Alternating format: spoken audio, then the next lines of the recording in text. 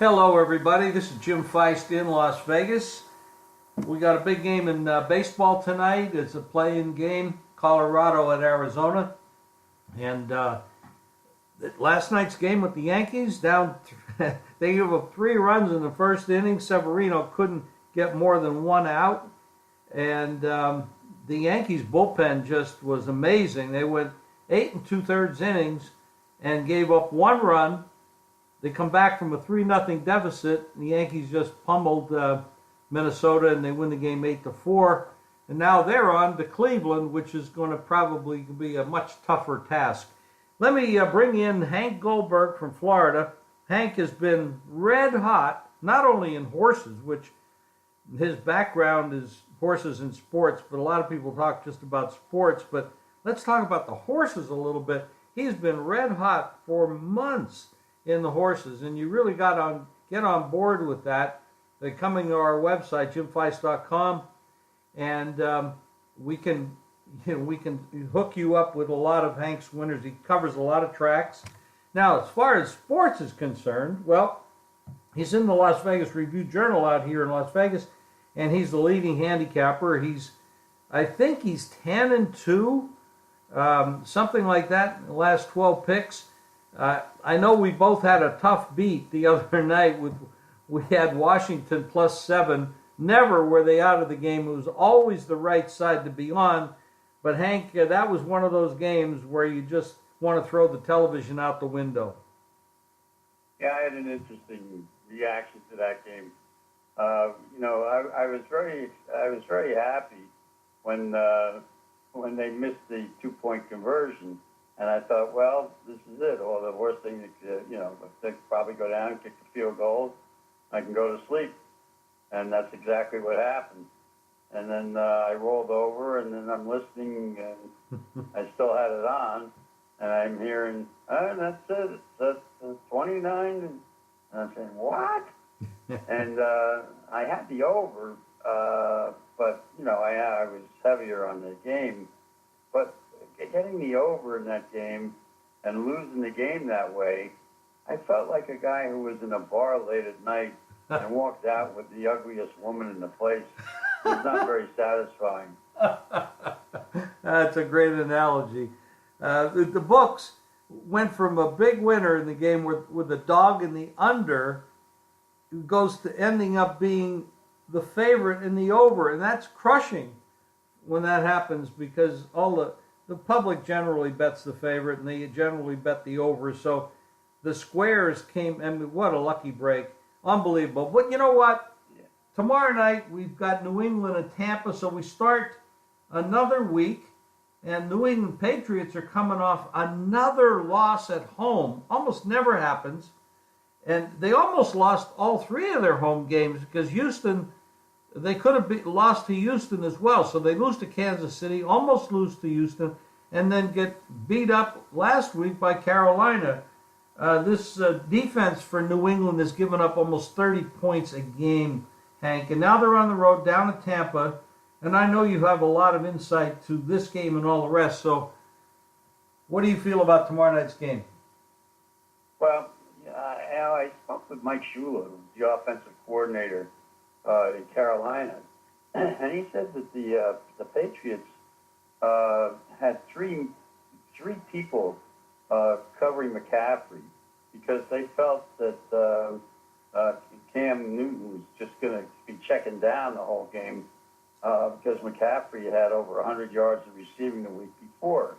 And they really didn't get out of that defense, and so the middle of the field was wide open, and Newton was very much on the money with his throws. And so that's what happened in that game. I'll tell you something about Brady. They did a pretty good job on Brady until late in the game when they were protecting the lead. And then they went into a soft defense, and that's when Brady made most of his plays. But he's going up against a Tampa team that still has several injuries in their linebacking core. And you don't want to go up against New England's offense with your linebackers.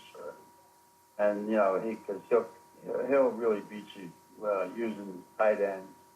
And I think that's what's going to happen in that game. And also, Tampa still has a difficulty, although they get Martin back, the running back, whose suspension is up. But they still have a difficulty in the red zone. And they're terrible laying points at home. They're a bad proposition. And the other thing is, New England, the last time they lost a game this year, they went and they crushed New Orleans. So, yeah, I think you've got a lot of trends going towards New England's way this week.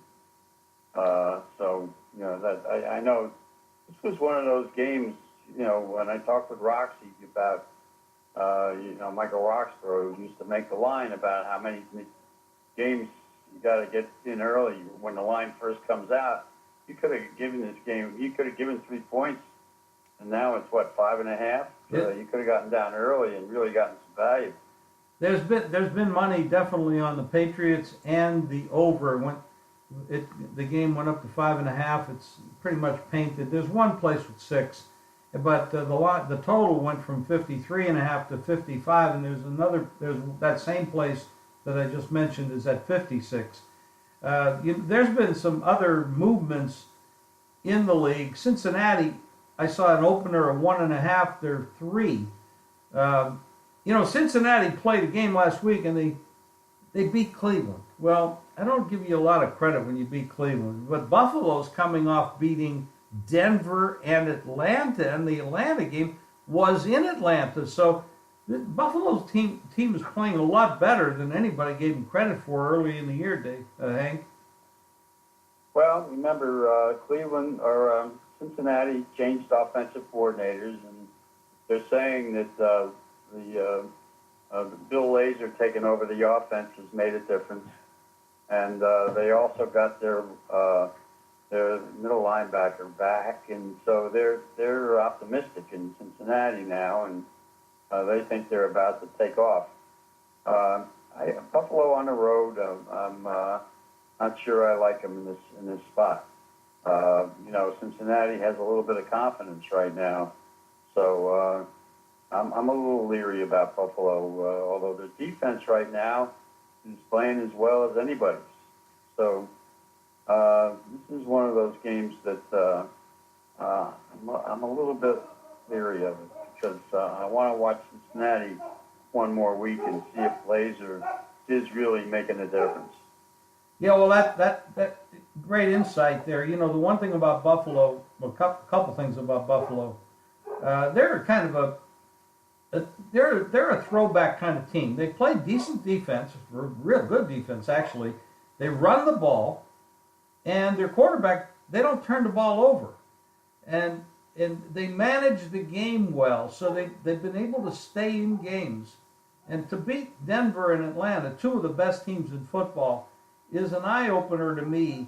And it says, okay, I got, like you got to see what happens with Cincinnati going forward when they play a real team and not the 32nd ranked team in the country. So, like you, I'll probably watch this game. It'll probably be a lot of in-game wagering for me on this particular ball game. There's another movement. You've got 2 pretty good defenses going at it in this game, so that says that it should be a low-scoring game. Yeah, 39 is the lowest total on the board this week, and that is what we have on this game, 39. We take a look at the Seattle Rams game, and this is interesting because Seattle opened 2.5-point favorite. Now that's kind of saying the old Seattle team. And now the Rams are a 1-point favorite. Rams are really good. I mean, they went down to Dallas and beat them. They got I don't know if it's the best offense in the league right now. They're scoring more points than everybody else. That's an interesting line move, Hank. Well, I thought that the 1 point is a bad line. I think that the public has not caught on to the fact that the Rams are really good. Not only that, but Seattle never plays well against the Rams. You know, even when, you know, before the coaching change, they are 0 for their last 5 against the number on the road against the Rams.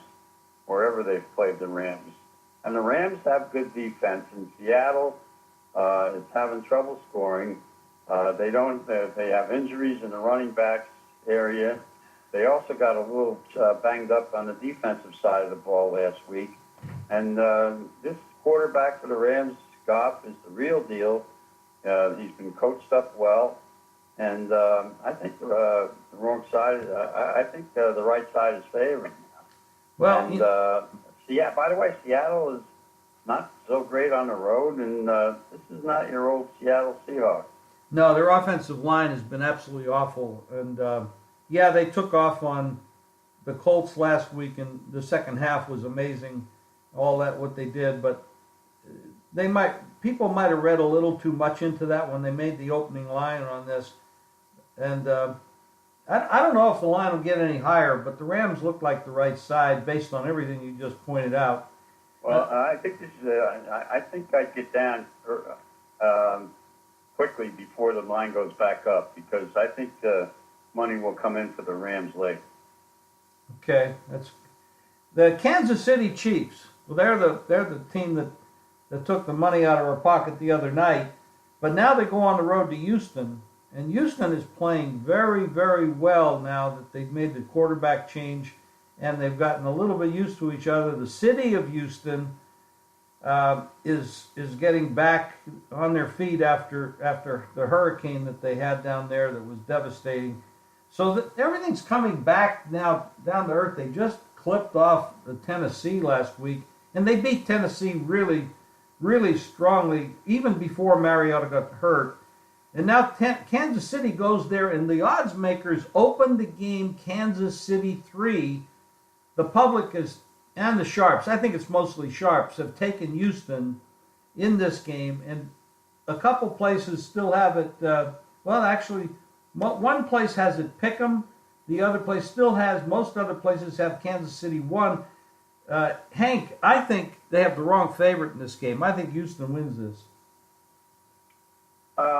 Well, this is a game where, Houston has been playing great ball. The quarterback has been outstanding, but now he's gonna be tested against a top defense, and I don't think they're gonna be running up 40-something points against this defense. Kansas City's the real deal. They've got a running back who's sensational. Alex Smith is playing better than I've ever seen him play. He's been daring and running with the ball when he gets the opportunity. He's got a tight end who's as good a tight end as there is in the game right now, playing like it. And he's got good receivers. And Kansas City is well coached. They always play well at Houston. And Houston's probably going to remember how they were handled by Kansas City in that playoff game. But I think that's going to play on Houston's mind. And Houston might, they might play a little conservative because that's O'Brien's way. So I think this is a tough game. And I'm not going to go crazy on it one way or another. Hank, we go to the Monday night game. This game really doesn't have a lineup on it as yet because there's been some injuries and quarterback change issues. So the original thought was Minnesota would be 3.5, but then they have the Dalvin Cook injury. Bradford, we're not 100% sure what's going on there, and then Chicago makes the quarterback change from Glennon to Trubisky. Nothing. I mean, that has to be a positive because what Glennon was doing was horrible. So, I mean, this Monday night game, we don't have a number, but there are some good talking points about both teams at this point. I think that this is a great spot for the Bears. The quarterback change, number one. Minnesota never plays well at Chicago. They have lost 9 of the last 10 times they've played there. I mean, lost outright. And the Bears, for whatever reason, always rise to the occasion against the Vikings. And the Vikings have some real issues. They lost their running back, a kid from Florida State. That's a huge blow to them. Dalvin Cook. Yeah, but you know they've got two guys replacing him who are okay, but they're not Cook. They're not in his league. The Vikings were having difficulty protecting their quarterback. This quarterback is not going to do well against the Bears. I love the Bears in this game. I think they win it outright. Awesome. Well, listen, Hank, again, I want to remind everybody that Hank's horses are up and ready at jimfeist.com each week. He usually has horse picks for Friday, Saturday, Sunday. He's been doing amazing in football and in horses. And my picks are there too, and I had a winning week as well last week. So remember to tune. I got to tell you something, Jim. I talked to Matt Yeomans, and he and I are running 1-2 in the Review Journal, and he's one game behind me right now, and we're killing all these other guys. So we were laughing about it. I like Matt a lot.